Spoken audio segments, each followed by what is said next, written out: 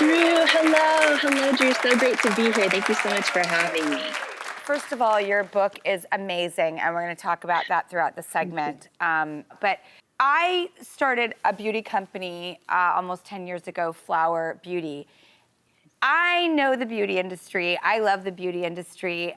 It Cosmetics is like the biggest juggernaut. I mean, in the last decade, it's really been the company that we've all marveled at. And please tell me how and why you started It Cosmetics, because for us in the beauty industry, you're the one.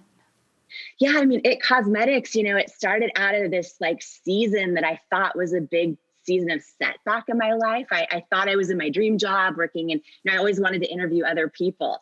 And I thought I was, in my dream job, and I started getting rosacea, hereditary rosacea. And for me, it would pop up in the form of these big red bumps, and it would break through the makeup. And I'd be anchoring the news live, and I would hear in my earpiece, there's something on your face, there's something on your face, wipe it off, wipe it off.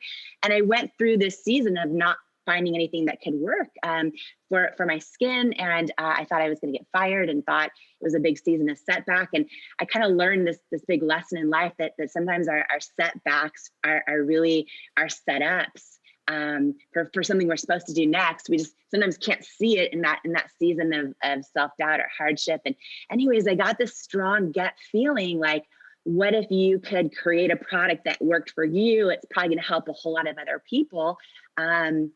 And Drew, it was kind of this moment in my life where I was like, oh my gosh, my gut's telling me to do this, but my head is saying, oh, you're not qualified. You don't know anyone in beauty. You don't know what you're doing.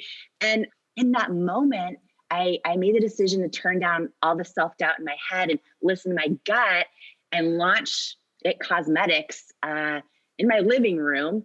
But Drew, and I know you know this from being a huge boss that you are, launching a business is so much harder than I could have ever imagined. I didn't know that it would be 3 years before I could afford to pay myself, and 3 years of every beauty expert telling me no, that this company would never make it. And Drew, I had this vision to put real women as models and try to shift culture in beauty.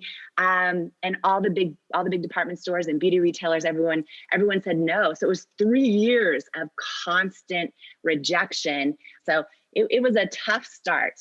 And you yourself had gone through a personal experience of feeling rejected yourself, which is why you wanted the women in your campaign to look a certain way. Can you tell me about that?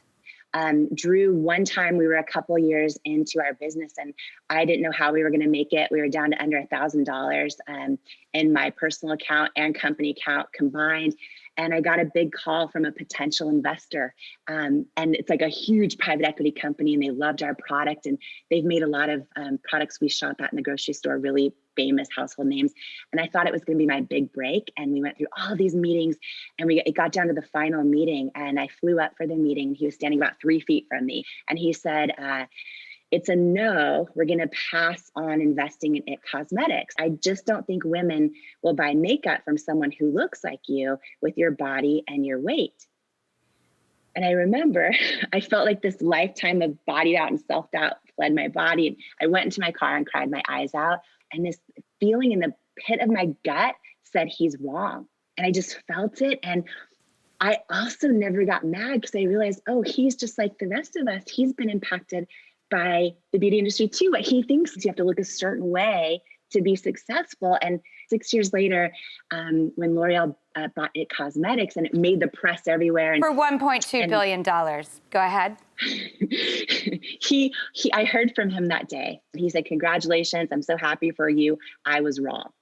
And I learned it would have been the most successful investment in his company's history. And like Drew, had he believed in me back then, when I was so desperate, I probably would have given him the majority of the company for almost no money. But by the time we sold the business, I was still the largest shareholder.